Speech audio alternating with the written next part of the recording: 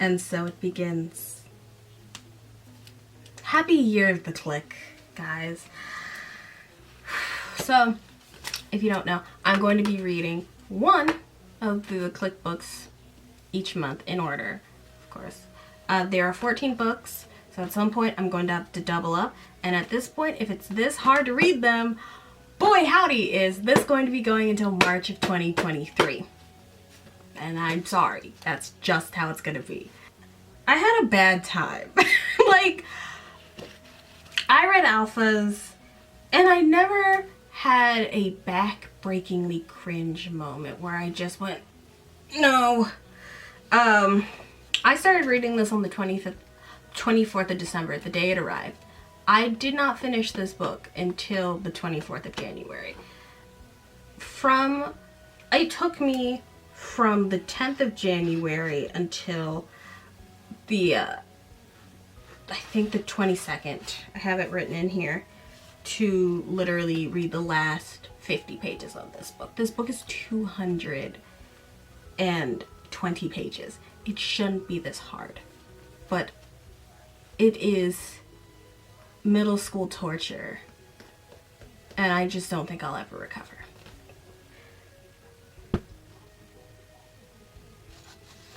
I never write scripts. I always like to go off the top. I like to chit chat. I like to, throw some shit in there.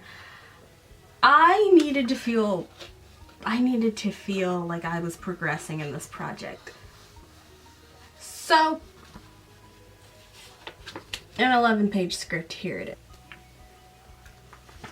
So, like I've done in the past, let's read the fucking back of the book. This book is gorgeous, by the way. Like, I plan on using the artwork on each book as my thumbnail, but like, this is iconic. This is iconic. I'm living. Okay, meet the Clique. You can tell this is like a reprint, and that it's like, I bought this book new. I've only bought the first one new, and it's shitty. It's so like, the back doesn't line up. The font's a little weird. It's, ugh. But whatever. Meet the Clique. Massie Block, with her glossy brunette bob and laser whitened smile, Massie is the uncontested ruler of the Clique and the rest of the social scene at Octavian Country Day School, an exclusive private school in Westchester County, New York. Massie knows you'd give anything to be just like her. Dylan Marvel, Massie's second in command, who divides her time between sucking up to Massie and sucking down Atkins diet shakes.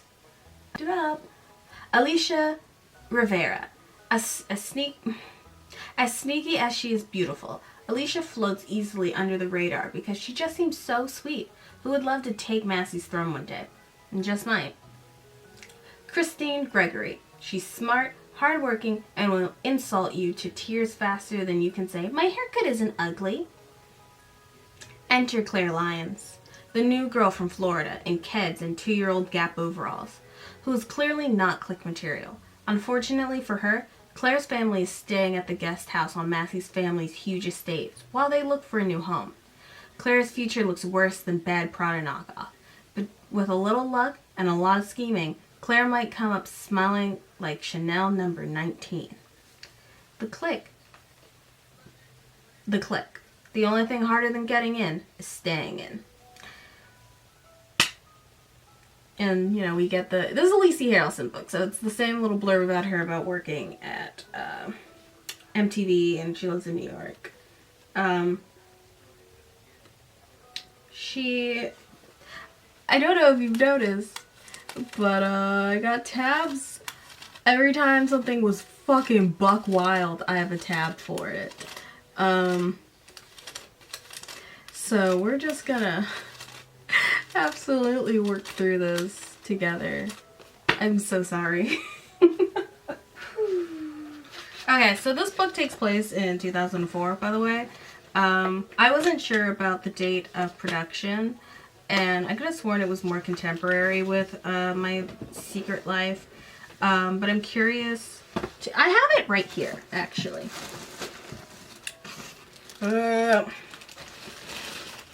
Y'all are gonna get to vote on this, but I'm gonna pick between reading Pretty Little Liars next and Gossip Girl. I actually own the first Gossip Girl book. I got her for Christmas. She's cute. Got her for $3 or whatever. Okay, so yeah, Gossip Girl was originally produced in 2002. The Clique is kind of like Gossip Girl's literary only, absolutely buck wild. And I haven't read Gossip Girl, so maybe, and I haven't watched Gossip Girl, so maybe it will get more buck. But as for right now, book. So yeah, 2004 is when it came out. This book, there aren't any individual chapters. So, there are individual chapters, but some of them are like literally a page and a half long, and others are, normal chapter length. So I decided not to break it up by chapters. I'm just gonna go, and we're just gonna have to deal with it. So we are introduced to Massie. Massie Block is, daughter of the rich William, and that's what his name was supposed to be.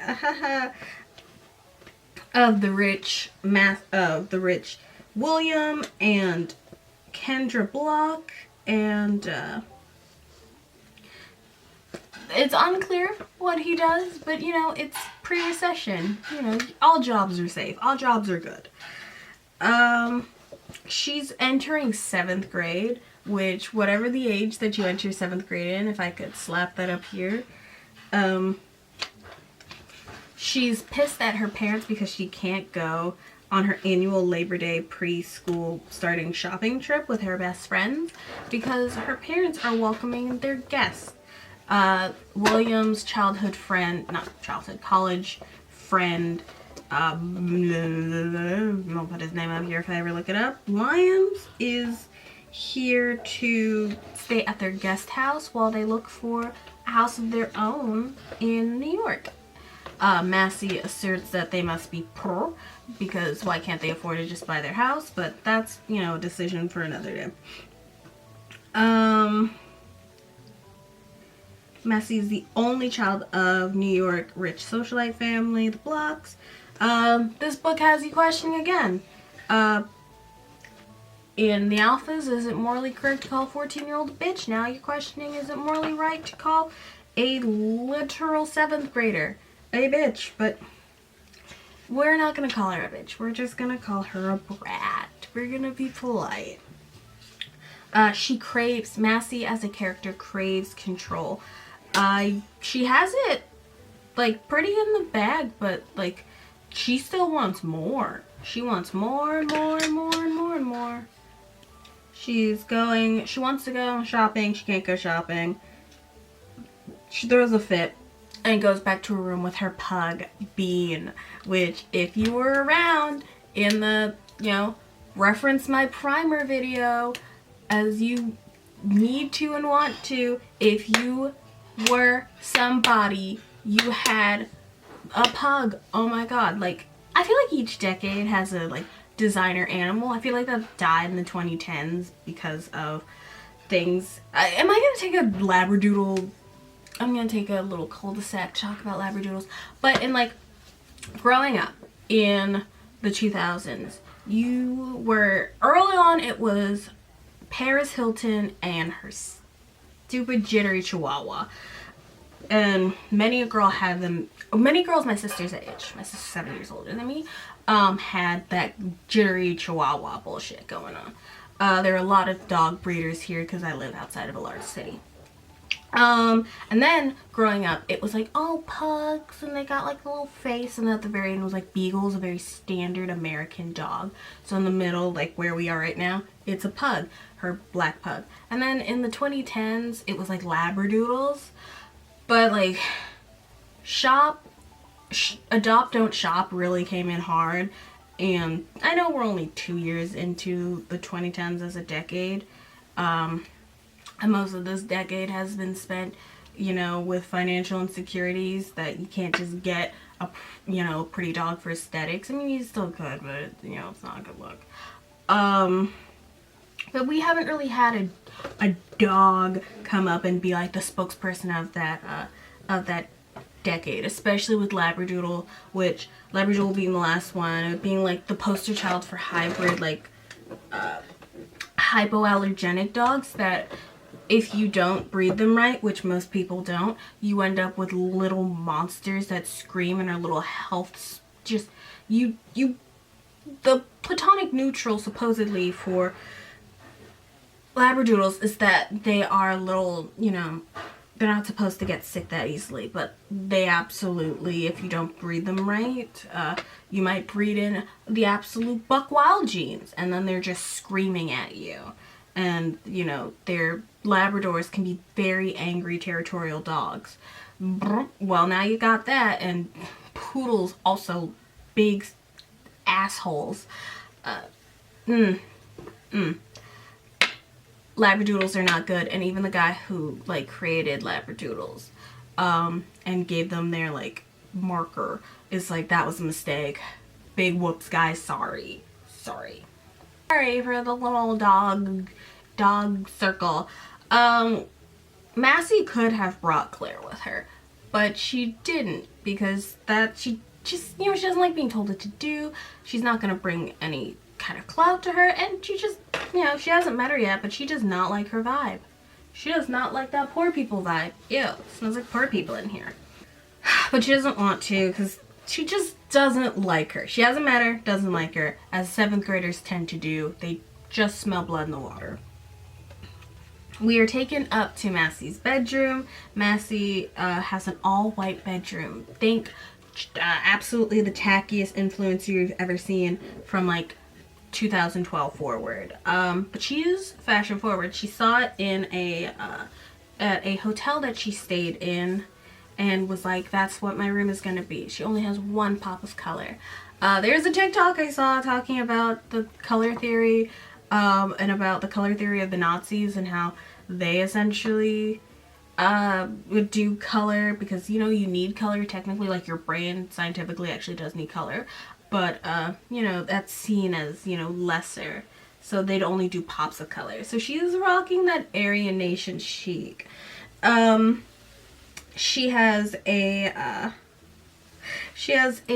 flat screen TV that she uses as a monitor for her iMac, and she calls it the iPad. Ooh, there she is, calling it 9 years early. Everything is white except for a decorative green apple.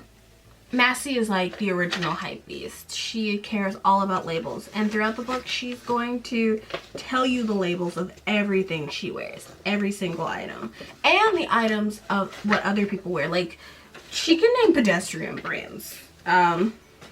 She's wild. We are even led to know that her sheets are Calvin, and the makeup she wears is YSL. So we got peak 2000s young adult teen culture, in which she has a private phone line for her room, and she has her friends all set to different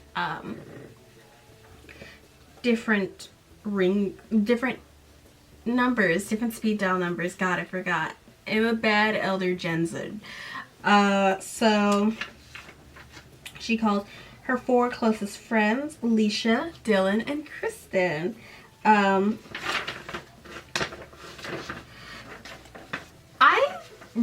just read the back of the book for the first time, and that is not what I got out of how this friendship dynamic works, really, because I saw it more as though Alicia is her second in command, and because the way Alicia will go after people for no reason, like a bitch,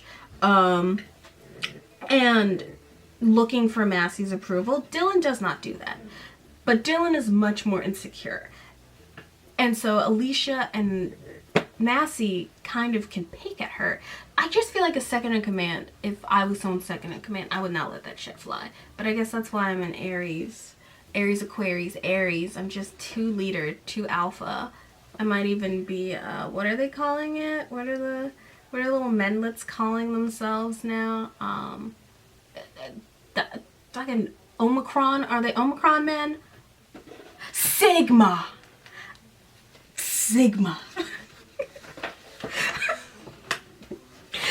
My notes say, based off of the numbers that they are in her phone, you can kind of tell who she appreciates the most. You have Alicia first, then Dylan, then Christian. Christian is the most beautiful, but you know, you got to keep that on a leash. You can't have someone who could take over for you. I would say you can't have them running around. You got to give them a modicum of power. That's why I think she's the second in command. But you know what? Who am I to argue with Lacey Harrison? Me, I'm going to argue with Lacey Harrison all the time, every day, till 2023. We're going 100 rounds, Lise. Sorry, babes. So, and then Dylan, you know, being the most insecure, you can't give her too much because then she'll gain too much power.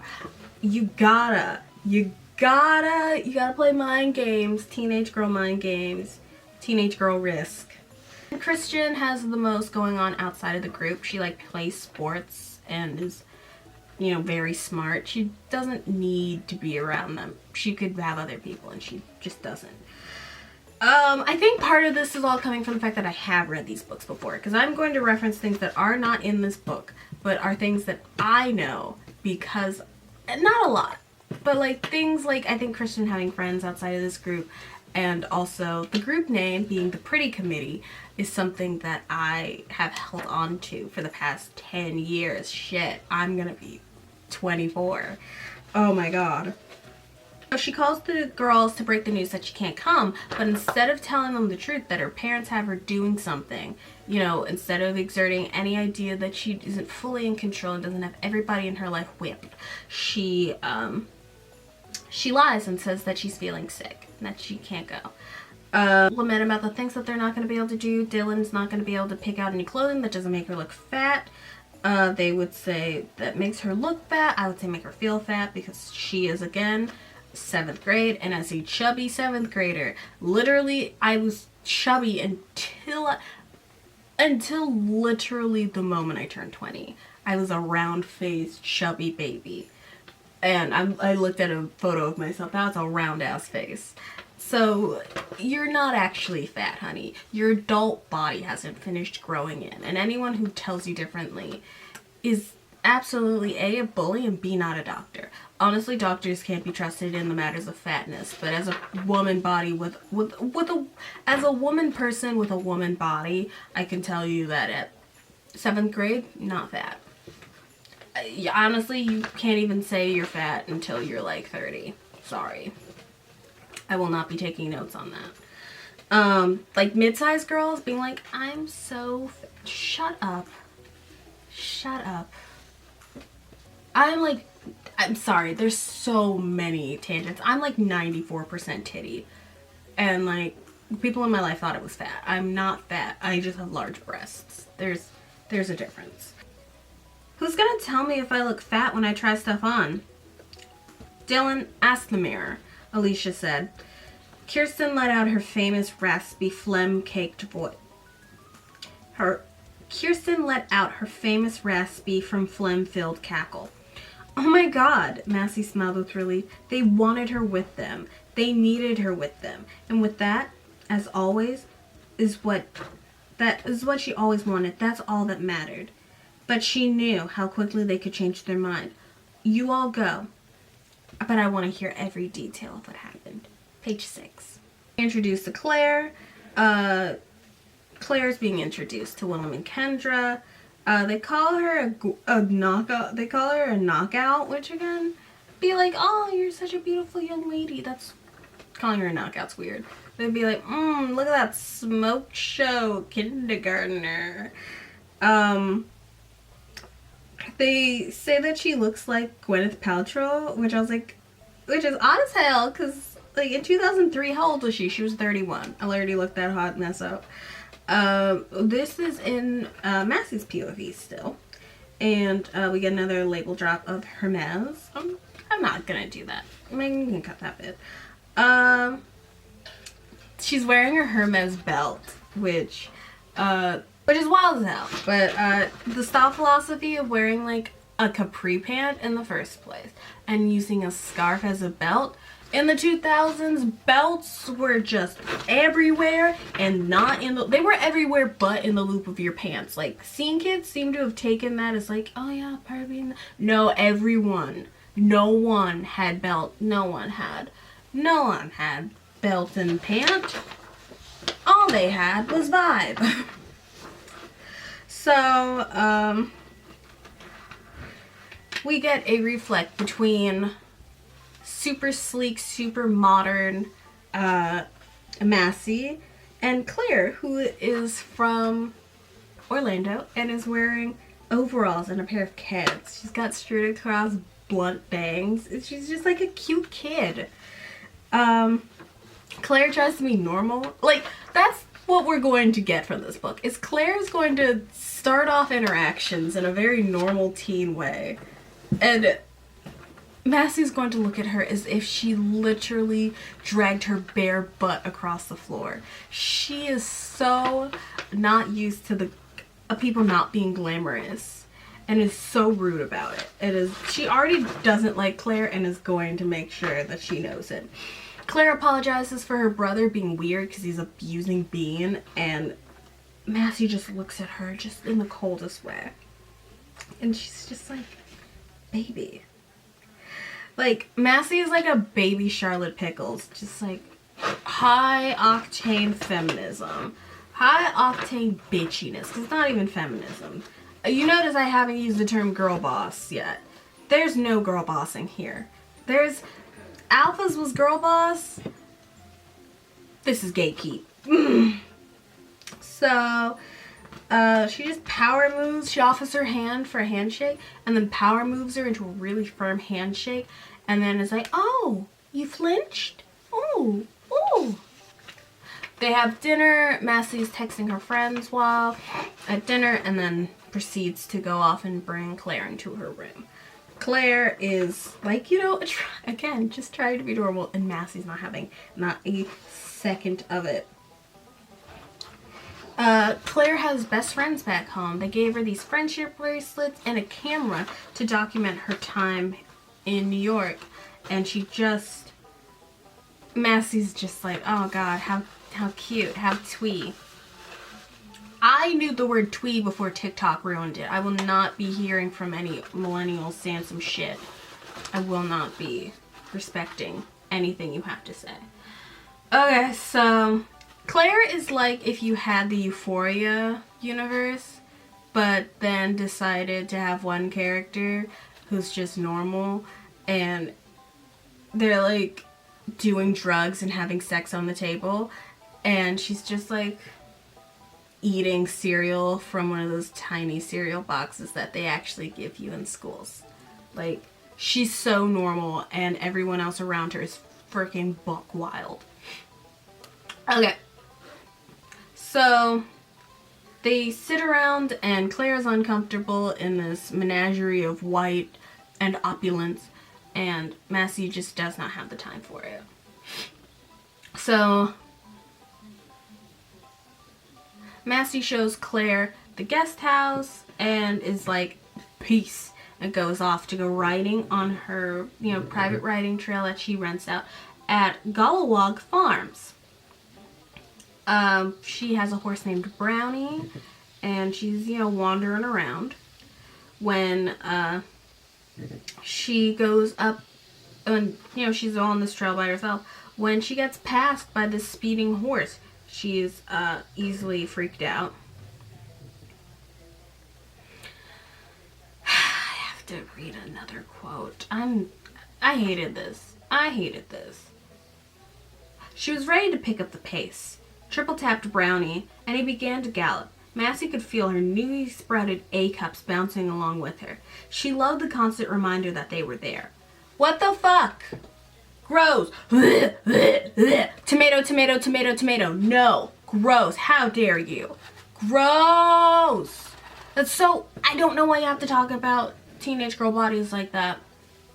No, I was not thinking. I'm aware that as a person with ADHD, I lack a bit of bodily autonomy. I just don't think about things that are happening. I put the clothing on, the body.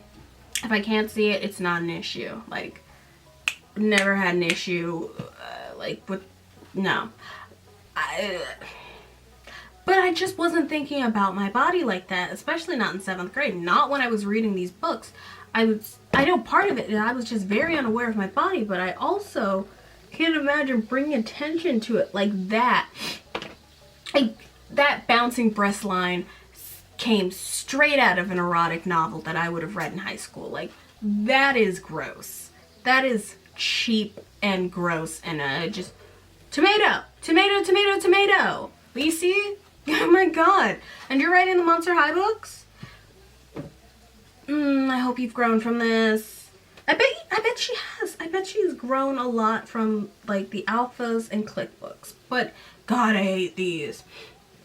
Oh my god, just the fixation on her young, lithe teenage body. Her barely pubescent body that is just like, bleh, and these books are riddled with them. Especially when you're talking about Dylan. Dylan being the fat one is just like, oh my god. So, she's on this trail and she gets passed by this boy. She runs up on him and is just like, hey, asshole. She doesn't say asshole, but she's like, ugh. And he's like, oh, hey, you know, I passed you by. And she goes, this is not, you know, open to the public. You can't just be here. And he's like, well, when you're going this fast, you can't read. And they kind of get to know each other. She realizes that she thinks he's hot. His name is Chris Aberle, and he's a freshman at Briarwood Boys Academy. He's 15. I learned that now. And she is just super duper attracted to him.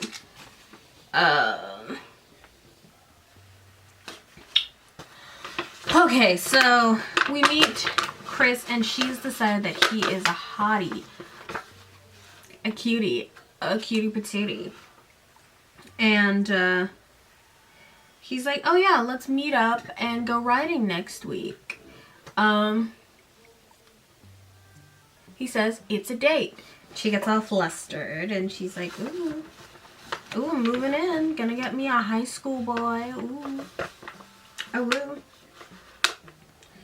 So that night, Massie's parents come in and they're like, the Lions left you a gift, and it's a charm bracelet, and it's silver, and it's a microphone. It's from when she wanted to be a pop star. And they're like, it's from because you want to be a star. And she's like, I want to be a star when I was like 6. You know, she's like, however old a 7th grader is. And she's just peeved.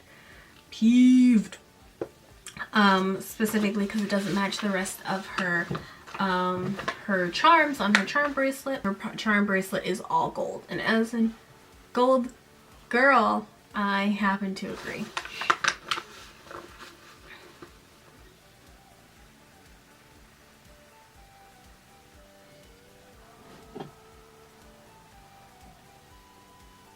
So, to end the day, but to start the book proper, our bookends, if you will, Massie makes the State of the Union on her Palm Pilot. I don't believe it's a cell phone. I think it's just a Palm Pilot.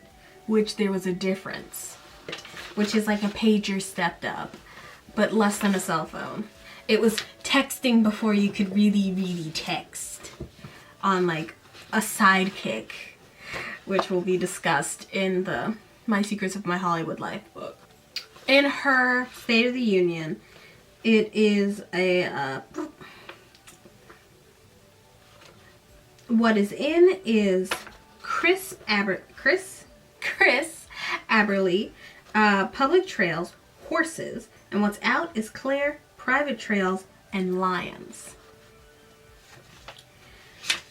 So, next we learn about, Alexa, please. we learn about OCD, which peak 2000s comedy was like, oh my god, I'm so OCD. I'm like, I hate when things are a mess. Like, OCD is a debilitating mental illness that, like, you know, is on the spectrum of how it's going to affect your life. And the fact that the 2000s spent so much of their time making it seem like it's just like, oh my god, I gotta organize. Oh, I gotta do monk. I gotta, you know, make sure that none of my P's are touching. When it's just like constantly picking at yourself and just like, I can't do this thing because this other thing's going to happen, because this other thing is going to happen. Like, total mental gymnastics is, oh, just gross. Book did not age well. No one said the book's aged well. It's kind of impressive we've gotten this far. So Claire's learning about OCD. Page 26. Certain lines she read in the glossy OCD booklet haunted her like a catchy pop song. She couldn't get out of her head, like, fashion is a fine art and a true form of self-expression, which is why OCD prides itself on being anti-uniform private school. It's given that all students will take matters of personal style and grooming very seriously. Claire's just like, the school has a lot of powerful alumni, 13 Fortune 500 CEOs, 7 gold medalists, 4 Olympians, 7 gold medalists, Olympians, 4 Pulitzer Prize winners, 3 Oscar winners, and 2 senators and 1 Secretary of State. Which is wild because, like, Jacksonville has, like, several Olympians. I don't know what it is about the water, but we got a lot of swimmers that come from around Florida. You know, talent is everywhere, and it's all relative, but, you know, schools love to pump their alum. Coochie hammer! Okay, so it's the next morning, and it's time for her to go to school. She's going to be riding with Massie and her private driver, Isaac, who seems to be the only person in her life that, like, holds her feet to the fire, because she does the shitty thing she does in front of him, and then he actually is like, there are consequences to the things you do, whereas she pretends to be kind of perfect in front of her parents, and then, you know, they don't know what they need to reprimand her for. Claire gets into the back, and Massie doesn't know that she's gonna be, or she gets into the car, and then Massie doesn't know she's gonna be back there, so when she gets in, she screams and is, you know, pissed, and sends her to the back of the car. There would have been plenty of room in the front part of the vehicle for all 4 girls, but of course, we're all 5 girls, but of course, Claire is, you know, subhuman in that fact. I will give them this. Claire eating sour gummy, you know, sticky feet at 7 o'clock in the morning is very gross, but whatever. So she's a child, she's gonna act childish. So the girls pile in, and Massie both texts, and both over personal speak and through text, conveys to the girls that they do not like Claire, and that she's a weirdo, and that they hate her, and that she's sticky, icky, and gross. Claire obviously can't see what is being said, but she knows the vibes. She's not too emotionally stupid, and it's just sad. As she sits there getting more and more nervous, humming to herself the lines of the Sound of Music song. You know what I'm talking about. The one that 7 rings ripped. You know what I'm trying to say.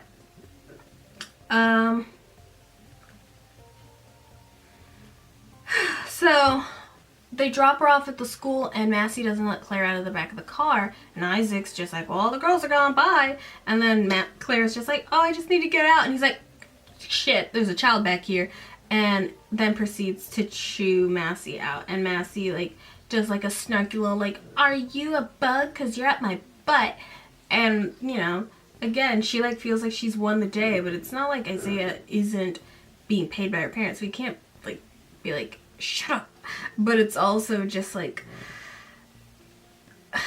sure, you won the day telling your driver that to go, you know, kick rocks, but what have you gained? he gets back in the car, and now Massie has to show Claire around, but she does the bare minimum. She barely shows her anywhere. But now the entire green that was out in front of the school that day knows that Claire is attached to Massie, and that conducts gossip points. Gossip points are almost like a useless trade of currency other than knowing who to go for the hottest goss at the school. It really doesn't make any sense to me right now. Maybe it'll make more sense later, but right now it's stupid.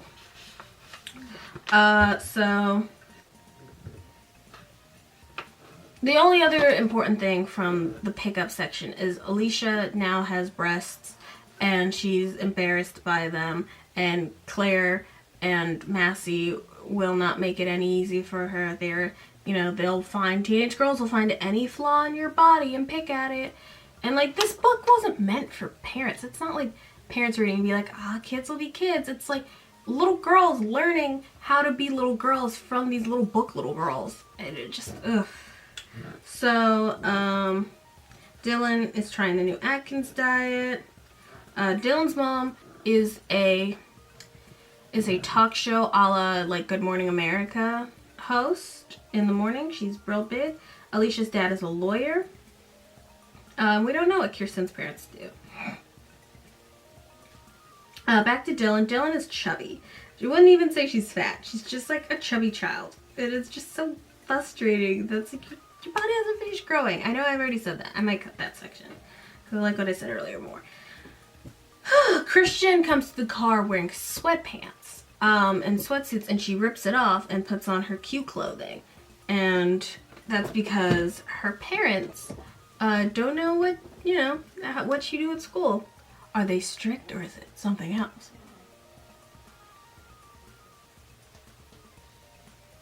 God, why is my nose so dry?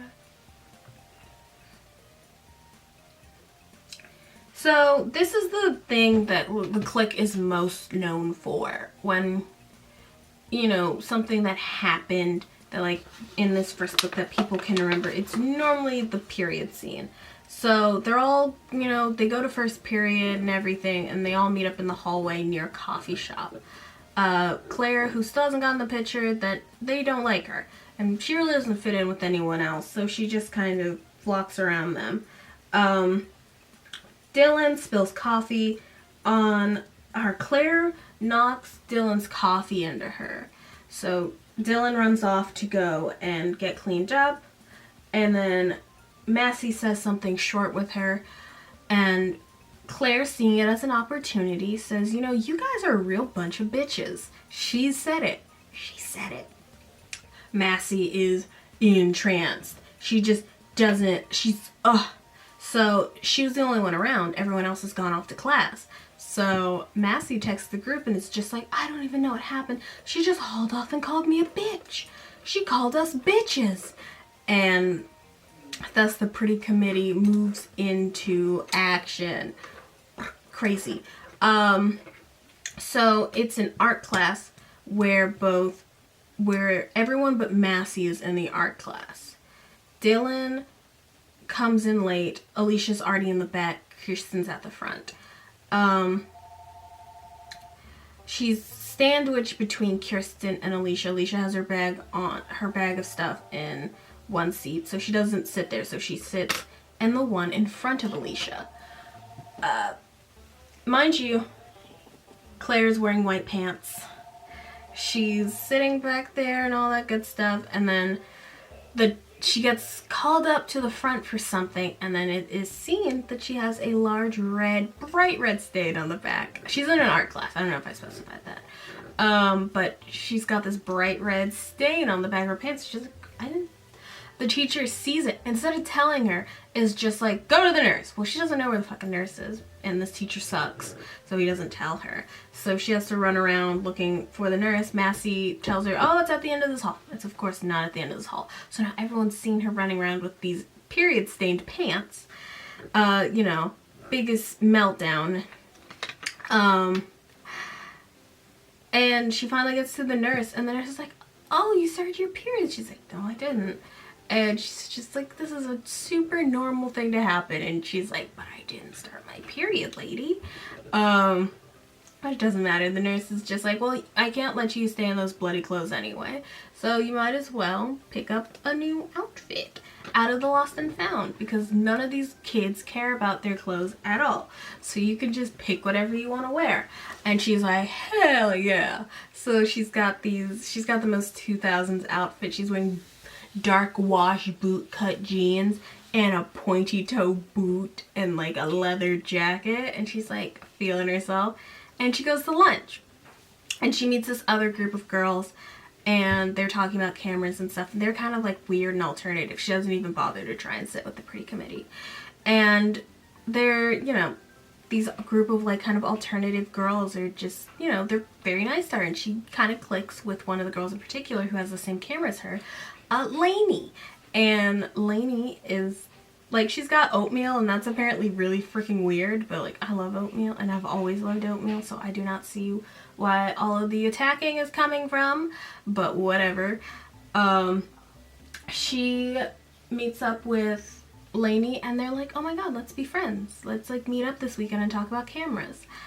And while this is happening, Massie can't just mind her business knowing that she's won the round. She's, you know, looping around watching this interaction. She's, you know, not interacting with the rest of the girls but at that table, but she's talking to all the other ones because she's got to keep up social appearances with the other girls.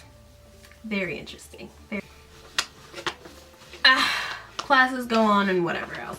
We're taken to the rest of the pretty committee outside of Briarwood Academy. They snuck out of their last class, everyone except for Kirsten, so that they could go and watch the boys, so that they could talk about Chris Aberle. They're all sitting there fantasizing and chit-chatting when he finally comes out and literally pours Red Bull on them. And they're still in love with him because they're goo goo gaga teenage girls. Honestly, most of the conversation that happens there is just about how Dylan fat, boy hot, Alicia boob. Piss on us, daddy. When they get into the car, Kirsten is talking about a business course that she's taking where she has to start up a business and sell stuff, and it's 30% of her grade. So she doesn't want to fuck around with it. Massie immediately is like, of course I gotta fuck around with this. She's like, oh my god, let's make a cosmetics company, a makeup product. Let's start lip gloss. And so they start formulating, in the way that little girls always do, aesthetics first. And they make the most aggressively aesthetic product of the time. This will pop. That was the first week of school. By that Friday, Todd, Claire's little brother, is having a sleepover. So Claire's like, well, this is really gonna affect me. I get to go hang out with Lainey. It's gonna be great. Well, all of a sudden, Kendra comes over and invites Claire to hang out with them, with the rest of the pretty committee, because they always do a sleepover on Fridays, as they're, you know, getting ready for a benefit and donating clothes to be auctioned off. Claire originally doesn't want to do it, but she decides, well, I might as well. So she goes up to her room, lies to Lainey, and says that, oh my god, Todd's sick and I have to take care of him. And, you know, Lainey's pretty understanding. She looks herself in the mirror and is just like, well, she, you know, thinks back to what her friends would do back in Orlando and how they would essentially be like, girl, you do not need this. You're better than this. Like, go hang out with the true friend that you've made and, like, talk to us and all that. But she ain't got all that time for that. She's got to go do something that develops this plot. Behaving badly and feeling bad for yourself. She doesn't need good advice. She wants to be bad. She cancels on Lainey and then goes over to hang out with the girls. They're donating all their fancy clothing well, the mom is organizing, but you know, the girls are doing some stuff. And then Claire's like, oh yeah, I'm gonna go donate some of my clothes. And they're like, we don't want your last season's clothes, because they can't say that she's poor. But she's like, no, I have some nice stuff to donate. And I have a quote, because Massie is a bitch to this child, a brat. And Kendra's like, Massie, stop it. Make her feel welcomed. And she's just like, Massie pulls her mom into a storage closet and it's just like, Mom, why don't you stop worrying about her so much? You start thinking about how all your matchmaking is affecting me. Massie said. Her voice shook as she spoke, and she was scared. She said if she was scared, if she said any more, she would start to cry. It's like you care more about her. I'm just going to read that whole line again. Mom, why don't you stop worrying about her so much and start thinking about how all your matchmaking is affecting me? Massie said. Her voice shook as she spoke, and she was scared. If she said any more, she would start to cry. Like you care more about her happiness more than you care about mine. Which is just like, girl, get some therapy.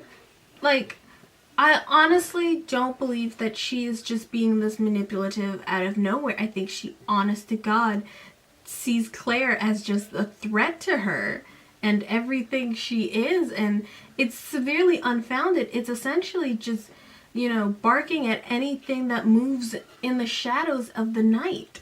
Like, girl, she just wanted to be friends, and if you had just been pretend nice to her, you would not be where you are, you know, 10 books later. Whew. So Claire, while the other girls are getting set up for their sleepover, you know, rolling out bags and all that stuff, Claire's feeding the stuff into the bags, and Massie goes out to take Bean out, and she sees her, and she's almost jealous of how self-satisfied she is in her activity. Just doing a good thing, and doing a nice thing, and doing it properly. So this instigates one of the more iconic scenes. Again, another TikTok I saw talking about, you know, breaking down this scene in an interesting way as compared to the movie, which I'm not talking about the movie yet, so I will leave that comparison for later. But essentially, I'll read it. Massie asks, would you rather be completely and utterly friendless, or someone with tons of friends who secretly hate you? All the girls secretly weighing their options, but Massie knew hers right away. She would pick number one, no question. In both scenarios, she'd have no friends. Oh my god, she knew which one she would pick. Which question. And I'm sorry, voice to text is hard. But Massie knew hers right away. She would pick number two, with no question. In both scenarios, she'd have no friends, but at least the second scenario, she wouldn't be alone. Everyone else picks being a friendless loser. They all say it out loud because, you know, they are all internally lonely because they all bicker and bitch at each other all the time and all attack each other's looks and their appearances. But they, you know, they all think they're being true to themselves. They're essentially like, I'm an original, while all picking off of each other. Whereas Claire is just like honest with herself because she is externally lonely. She has friends back home she could talk to, but you know, she's had real friends and knows that this ain't it, chief. Claire's honest and said she'd rather have friends and a ton of friends. And it's just like, she's so lonely here.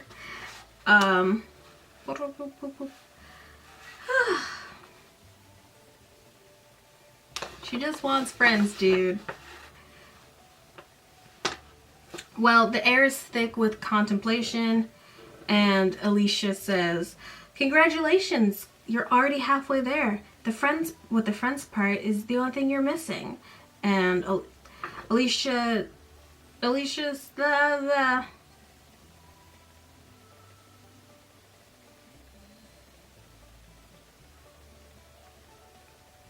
I don't even know what this is trying to say. Do I have the page number on this fucker? I do not. I have the page number on the other one. Page 99. This is why we say what page numbers things are on, Megan. Semi-literate bitch. Okay. Claire, what would you rather be? Alicia said. A friendless loser or a person with tons of friends who secretly don't like you? A person with friends, with a ton of friends who secretly don't like me, she said quickly. Congratulations, you're halfway there. The friends part is the only thing you're missing. Alicia tossed off coolly. Oh, so that was the correct line. Alicia looked at Massie for approval because her comment was nasty times 10. But she got nothing. Massie's attention was on the zipper of her sleeping bag, which she was pretending to struggle with. I'm kidding, Claire. It was just a joke. Were you raised in a barn? So rude. And like, don't be rude to people you just don't know.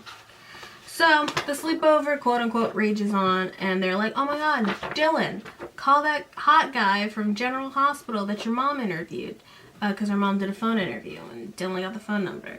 So, they call the hot guy, and he turns out to be gay. Casual homophobia aside, you know, there's really nothing important that happens in there. Tomorrow, Massie gets to go and ride horses with Chris Aberle. And she's super excited. They've all decided they're going to do this homemade cosmetics thing for Kirsten's class. And then they're all going to, you know, start telling ghost stories. Claire's like, I don't tell ghost stories. Well, you know, she wants to do traditional sleepover stuff. The girls aren't having it. They fake snore and throw pillows. You know, tomato, tomato, tomato. There's some more fat shaming of Dylan. And then they all go to bed. Massie is laying awake, seemingly alone, and she hears something and sees Claire rolling up her sleeping bag, and she's like, it was just a joke. She's just like, you know, I can't sleep here. If I'm gonna be uncomfortable, I might as well be uncomfortable in my own bed. And she heads out and, you know, into the abyss. Okay, we're almost there. 4 pages. You got this, Megan. Next morning, Claire's waiting for Lainey so that they can hang out. And guess who rolls up in a black Jaguar? Lainey and her brother, Chris Aberle. Turns out, Lainey's last name, Lainey Aberle. Claire sees Chris, immediately knows who he is, and is just like, aw shit, I gotta fuck with Massie. Page 110. He was CW hot. Yeah, she was too busy trying to get a look at the really cute guy in the passenger seat ahead. A head of messy hair and a brown leather jacket was all she needed to know. He was WB hot. Not CW hot. Sorry. I messed up that quote, but I still think it's a funny line. Hot, dangerous, surprisingly vulnerable mind. I'm just like, ugh. He's literally 15.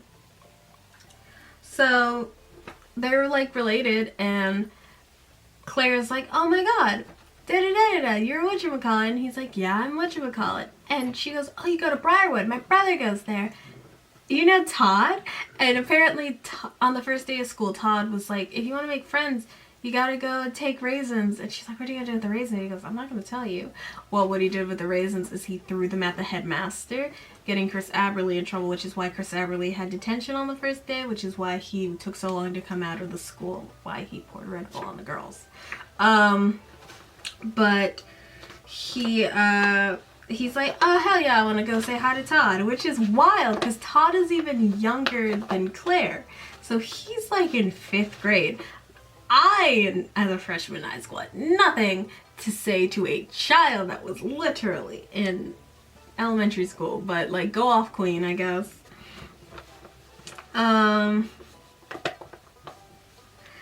So he comes out of the car, they're walking, and then right as Claire gets even with Massie's bedroom window, she just gently reaches into his hair and pulls out a little fluff. And Massie is already dialed the pretty committee. She is gagged. She's like, why is this happening? This must be happening because Claire's the first person to ever be nice to Lainey. And the girls, they all decide that instead of it just being like, you know, a friendly conversation. Obviously, we know that Claire was trying to be inflammatory, but also maybe don't assume everyone's trying to get ahead. It's a little unhealthy, hon. Whew. So, Claire and Lainey go and hang out, and Massie's heading off to GWORLS, I guess. They get there, and we are displayed with Massie's list of things that she can and cannot talk to a 15-year-old boy about. And I will read this list to you, and I wonder if you'll see a bit of an issue. I can talk to a 15-year-old boy about PS2, Xbox, GameCube, house parties, Lane, his super cool sister. Things I cannot talk to a 15-year-old boy about: Nintendo, birthday parties, his insane Salvation Army loving, oatmeal obsessed sister. Which, excuse me. GameCube is Nintendo. GameCube is Nintendo. And I want to know if Lacey Harrelson was aware enough of video game culture in the late 2000s to know that there was a difference, or if she legitimately thought that and her editors just did not give enough of a shit to correct her. Because that's like I don't know, it's a pretty funny line to me. It's just being like, oh my god, you can't, like, Massie not knowing enough about video games to know the difference. Always look up what you're gonna put into your book. Because, like, didn't an author, a sci-fi author, put in, like, a Lord of the Rings fan map, or, like, into his, like, historical fiction novel? Because he just Googled and he did not pay attention. So, Massie heads into the writing office, where she gets all horsed up, and Chris's horse, Tricky, and they go out on a ride, and Massie is essentially just like, oh my god, I know your sister. You should bring her out here and we can all ride together. And Chris is like, well, Lainey doesn't really like to ride, and I respect that. And she's like, I could teach her. I could teach her how to love it. And she steals his hat and rides off, promising to be BFFs with his sister. Massie's now taking Lainey to go get her nails done, you know, to go and meet up and chit-chat, while Claire has been talking to Lainey, and knows that Chris Aberle has a girlfriend and has had the same girlfriend since like 5th grade. Whew. Chris looks at her bracelet, sees the charm. He was like, oh, charming. And she's like, oh, giggles. And she, like, whips it off and, like, throws it into the dirt. Whew. What? 17 minutes. Okay. Claire makes a wish on her angel numbers, 1111, hoping for good grades, Massie's approval, which would lead to the rest of the pretty committee's approval, and new clothes and bra-worthy boobs, which, again, I know I wanted boobs, but I got boobs so early on that I guess by this point I just wasn't obsessed with them like this. Supper. The line is just like the difference between being like, oh, that's a cute baby, and that's a hot, sexy baby. Like, you just don't need to say the other thing. You don't need to use certain descriptors to talk about a child's body. So Judy comes by and is like, hey, I haven't seen you hanging out with Lainey that much. I haven't really seen you hanging out with anyone. Are you good? And she's just like, yeah, Lainey's been hanging out with Massie. And Judy's just like, well, why can't you all hang out in a group? And Claire can't be like, Massie's the problem. But, you know, whatever. So Massie's been stealing Claire's friend, so Claire decides she doesn't decide it, but it effectively happens where she steals Massie's friend group. So, it's the next weekend, and Chris, Massie, and Lainey are at the horse range. And Lainey refuses to ride the horse because she's freaked out by them. So she's walking behind them while they ride really slowly.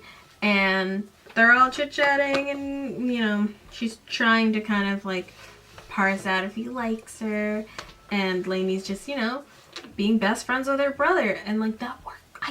Genuine relationships sicken Massie. Well, because Lainey's down on the ground and they're moving so slowly, she comes across the charm bracelet. And I'm like, oh, isn't it lucky that I she found it? And she just goes, yep. And Lainey goes, oh, charming. And Massie's just like, argh. Think of the worst person on The Bachelor. Like, the single most annoying, like, mean-spirited person. Currently, that person is Shanae. Imagine Shanae, but 13 and brunette. That's what's happening. Well, the girls back at the house, the pretty committee, back at the house. They were supposed to have a meeting for Christian's cosmetics company. They've got like buffet tables out and everything by the pool, but Massie's not there, so they can't move forward. And Claire's just like, I just wanted to use the pool. The girls are all spread out by the pool, and Claire is like, you know, she jumps into the pool and they're all looking at her like, oh God, why are you? They're all like huddled together, and she's like, you know, you'd have like 10 times more fun if you just got into the pool, right? And like danced around. And it's like the flip got switched, because they're like a gaggle of girls who absolutely need to be told what is cool and what not to do. So they immediately, Alicia starts playing Britney Spears, Dylan and them are dancing, they're all having like a good time together until they realize Massie's there. And then it immediately turns cold in like a very devastating way. Let me just read what. So they have karaoke and they have fun until they see Massie. Of course, now that they're saying they were laughing with her, at her because she had a booger in her nose. And Claire's knows that it's untrue. Not they were having a good time together, but it's so hard. And it just, you know, it makes Claire very sure of where she stands with the rest of the group. They're all getting ready to go to the buffet table, and then Alicia slaps a lock, like the food item, on Claire's back, like she's a cracker. And then they all start dumping food on her, and it just makes my middle class heart jump, because that's a waste of food. But it's also just like solid bullying. They're being so wasteful, and like I can feel tears coming to my eyes when I read that section, because it's just like, this is like unnecessary. Like, I would need to speak to your mothers. Also, Massie is lying about, I'm gonna have to move the order of these, but Massie is lying about where she is. Instead of telling the group that she's trying to land Chris Aberle, she's, you know, makes up a lie about like why she's late to meetings, why she's not hanging out with the group as much. So they're really beginning to think they don't love her. What were you laughing about with Leechy Lions? Massie asked. She reached for the pitcher of lemonade. We were laughing because she had a huge booger hanging out of her nose while she was swimming. Alicia lied. She looked at the others to make sure they wouldn't blow her cover. Claire, who was standing alone by the diving board, pinched her nose just in case it was true. Massie leaned into Kirsten, whispering something in her ear. When Massie finished talking, Kirsten grabbed a crystal salt line shaker off the table and walked over to Claire, who was lying face down on her towel. She stood above Claire and started dumping salt on her. What are you doing? Claire asked, sitting up in shock. Salt gets rid of leeches, Kirsten answered. Massie watched with a satisfied grin. Alicia slapped a piece of lock on Claire's back and explained, so does smoked salmon. Nothing works better than gazpacho, Dylan said while pouring cold vegetable soup on Claire's head. Be careful, Dylan, Massie said with mock concern. Those Target bathing suits are really hard to clean. Ew, you guys suck. Boo. Page 138. And it's just like, ugh, who raised you? You all suck. So Massie's been lying about where she is, 'cause the girls are all less mad at her when she's like late, because she essentially lies and is like, oh my god, we are trying a new trail, me and Brownie and I were trying a new trail, and then like we almost got lost. And it's like, ugh. So all the girls have to apologize. Like, no one can ever be wrong in this group and flat out just admit that they were wrong. It's always something to lie about. So Claire goes inside and is just like, fuck this shit. Well, they discuss Glam Ambition, which is, Glambition is the name of their lip gloss company, and they're going to sell it while on their field trip because they'll have a captive audience. They're going to sell them for $55 a tube, which is ridiculous. But it's the best way to make a profit. They made the decision. They got to launch in a week. They're going to sell it on their field trip.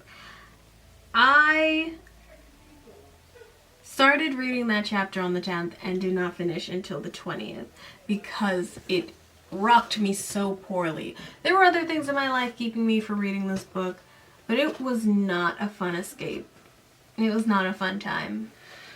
So Claire's sitting in her bedroom sulking. She realizes she can see Massie's bedroom from her room in the guest house. She knows that at 8:15, her and her father go on a walk for 15 minutes. And she's just like, I'm gonna go there. So she goes and sneaks into Massie's room and then starts IMing the girls from their laptop. If you don't know what IMing means, it's instant messaging. Popular with AOL and various chat rooms, MSN and all that. Yahoo. My sister used Yahoo. So she essentially flexes her ability as Massie and gets the girls to all show up wearing the tackiest clothing, wearing these brightly colored leggings in varying colors under their jeans. And Massie shows up, and because no one ever wants to act like they're not in control, she sees them all dressed up, not in the way that she would have dressed them. And it's like, what the fuck are you wearing? And she's just like, I don't know, did you not get your message? And she's just like, I don't know, I guess I didn't, whatever. And Massie, also, these Massie messages, quotes, essentially are saying that, like, oh my god, we should be nice to Claire, we should invite Claire, we should da-da-da-da-da with Claire. And they just accept it, no problem. So Claire's now infiltrated the Frame group in a way. While Massie is away doing shit with Chris Aberle, Massie's with Chris Aberle, Claire is with the Pretty Committee. They're all getting... Alicia gives Claire a cell phone, and so she can join in on their IMing and all that, and talking on the phone. And they're all going shopping in preparation for... they're all doing stuff that, like, Claire wants to do, which is, like, walk home and be cute and all that. And you'll be barefoot and feel the earth under your feet. And, Massie's still, like, doing what Massie normally does, and her family starts to notice, but it's like, whatever. They're all preparing for Dylan's birthday party, and Claire doesn't really have money like that, and Alicia's just like, it's fine, I'll loan you the money, I'll buy it for you. So she buys her a $600 outfit. Claire gets home from that, and her mom's like, where were you? And she's just like, I was out with Alicia. And she's just like, absolutely no. That is squirrely. Things are going squirrely from this point. It was weird. She was on IM Kirsten tells Massie her secret, which is essentially that, like, she can't fuck around with these girls because, she can't, fuck around with school because she's poor and is going to school on scholarship. Like, they go and they pick her up at this very, like, not luxurious part of the city, but they never, like, think that much about it. They never talk about it. So they're like, she's, like, poor, and so she needs the money. She needs the money from Glambition. She needs, the scholarship to do well. Like, she has friends, but, like, they might not like her as much if she's poor. So Claire now has the secret about Kirsten, and she's like, I'm gonna keep it, I guess, because she's not a terrible person. While Massie has been, like, you know, kind of alone. She's been making friends with the other groups of girls, but it's not the same as hanging out with her girls, and she feels insecure with them. She feels like she can't just make the same jokes because she has to question if her music taste lands, or if, you know, the joke was right. You know, she's not definitive queen bee of her group, and that drives her nuts. Well, while walking the halls, a massified Lainey walks up to her and is just like, hey, bestie. And Massie is pissed and absolutely bitches her out. It's very rude and is just like, you're garbage. I didn't want to talk to you. I don't want to talk to you.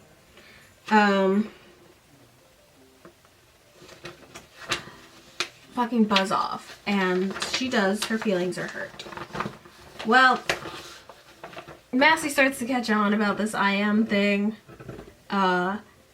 because they essentially catch her in a five-way, and if you don't know what that is that they're all on a five-way call, but, you know, so-and-so called so-and-so, called so-and-so, and, you know, they essentially get her to admit to what she's done, Claire to admit what she's done with Massie.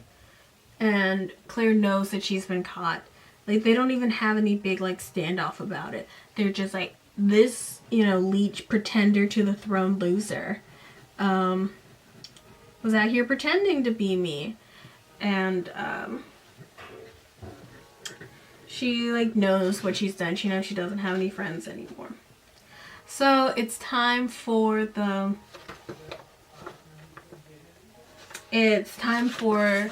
field trip. And in a previous chapter, the girls have made the lip gloss. They followed an almond oil recipe. Massie's the one who provided the recipe. She's got a nut allergy, by the way. But she's like, I only wear YSL. Like, I'm not putting you never get high off your own supply, essentially. Excuse me. So they make the lip gloss, and they're ready to sell. On the field trip, Claire has to sit next to Lainey, and luckily Lainey and her make up, and they have a conversation about, you know, being attached to Massie and what that did to them as people and friends. And they're like, friends.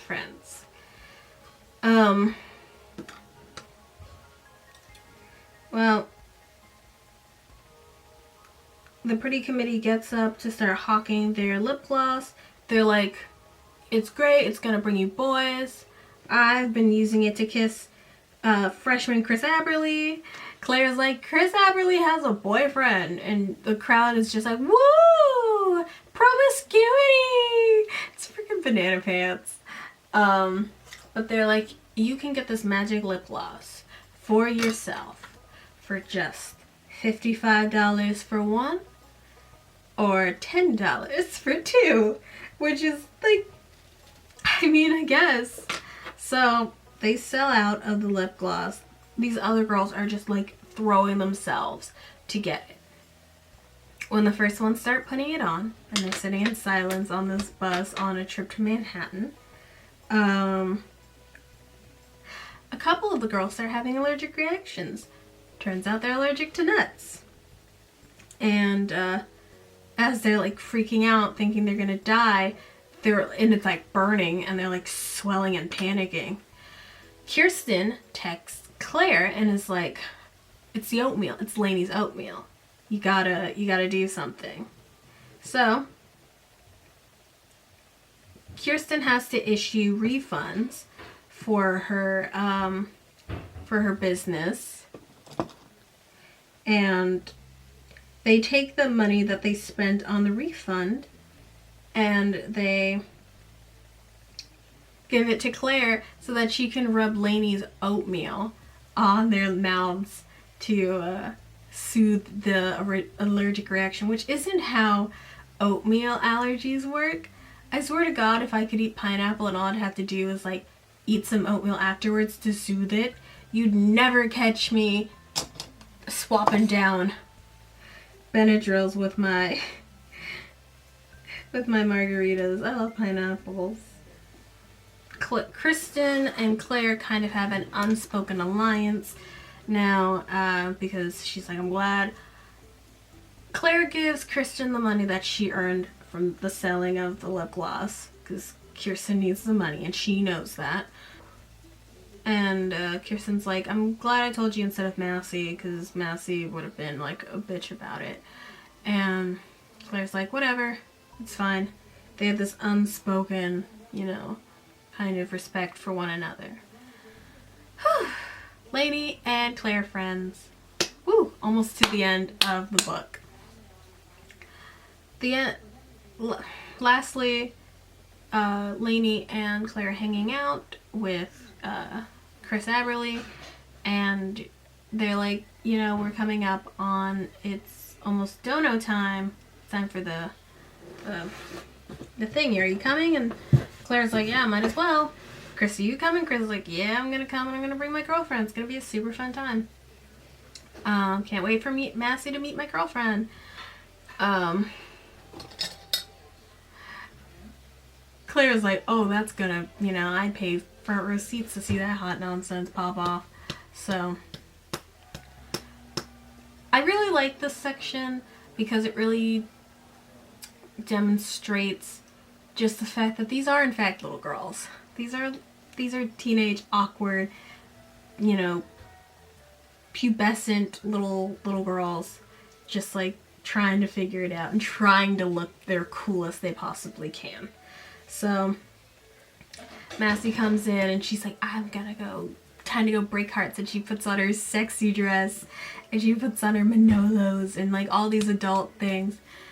You know, she's got her smoothed brunette hair going in there, and she's feeling like hot shit. And then she walks up to the group and she's like flirting with Chris.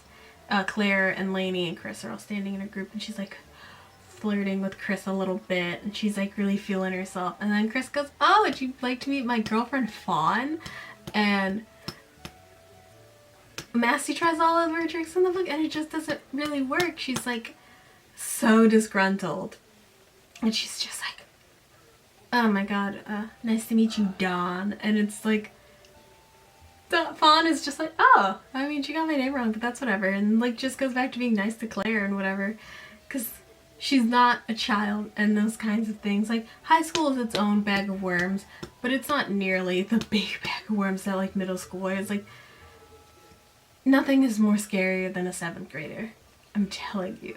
Scariest creature on earth. Not sharks. Not, you know, fish. Not.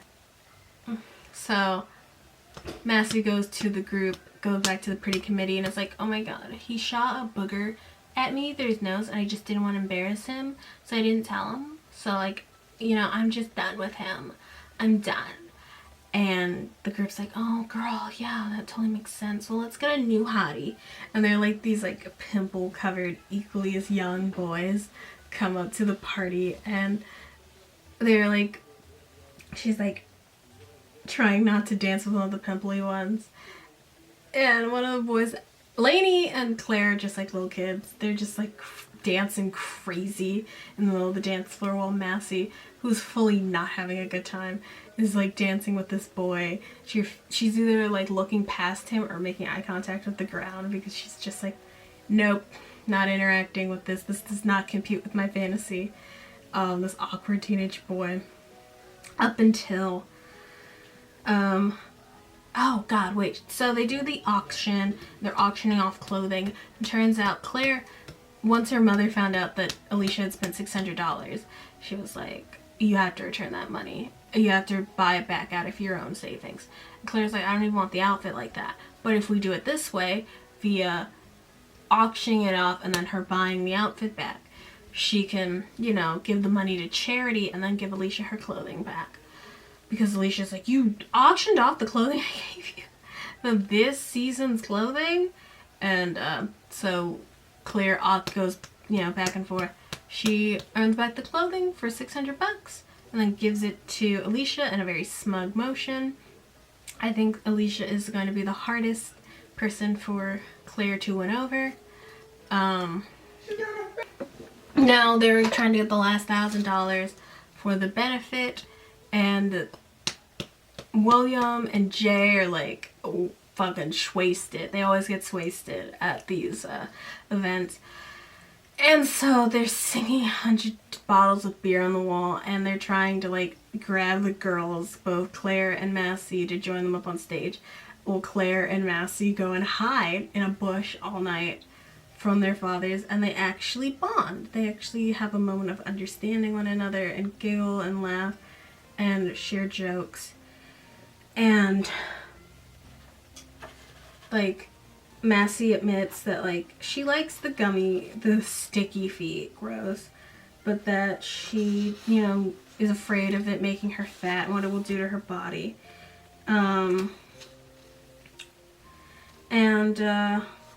Claire notices that Massie is wearing the charm because she put it back on after Lainey found it. And she's just like, yeah, well, you know, it's cute. And Claire is like, yeah, well, I didn't want to give you that one anyway. I wanted you to go with the gold one because that one seemed more your aesthetic. But my parents thought they knew best. And turns out that, like, Massie was, like, a big theater kid and had, like, an Annie and Pippin thing that she went through. And they're like, I have a moment until it's done. They're just like, I had fun. So it's like setting up for maybe a redemption arc. It's not coming anytime soon. There are 15 books in this series. There are 45 books in this series. The entire anthology of the Bible and all of its many renditions worth of books in this series. So we're not getting anywhere soon, but they are not so different after all. And to finally bookend the last chapter of the book is current state of the union. What's in? Mothers. Cute boy on dance floor with dorky loafers. Claire.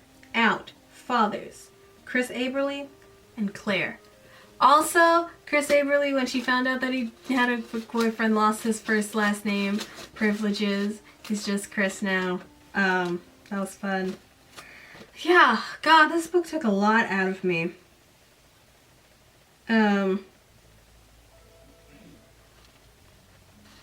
This book is absolutely bananas. And, these tabs are just insane. But you know what? We're done with month 1. It doesn't normally take me a month to read a book, so hopefully I'll be able to pick up the pace on these.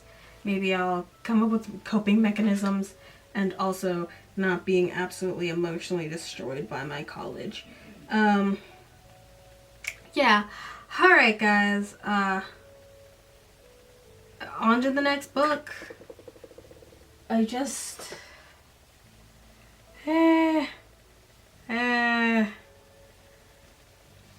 Bye. I have an end card. You know what? You can check out my Girl Bossing Through History, which has all of my book reviews. You can check out my God, I'm gonna have to. So you can check out my Girl Bossing Through History, which has all of my book reviews in it. You can subscribe to this channel or my beauty channel if you're curious how I did this. God, I don't know what to say. I am thoroughly drained. I was so glad when I finished that book. I hated reading half of it because it's so written in such a soul-crushingly embarrassing way that you just cringe up inside your body. It is no longer an enjoyable experience. You are merely being held captive at gunpoint by Lacey Harrelson. You can't see my weapon. And it's just like, you're gonna fucking relive middle school. Like, oh God. And I know where I was at when I was reading most of these books. Like, physically, I was My cousin got married, and so we went to her wedding up in Hilton Head, and which isn't too far away from me, and I read the books on the way there and back, and I know which one. I think it was one of the purple ones. Oh my god. I had a little suitcase devoted just to my books. Yeah. Alright guys, bye.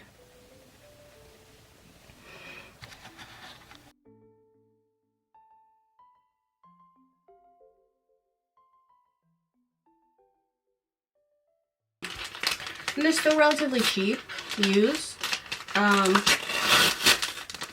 Ordered them like middle of December, and I had 2 of them that got lost in the mail.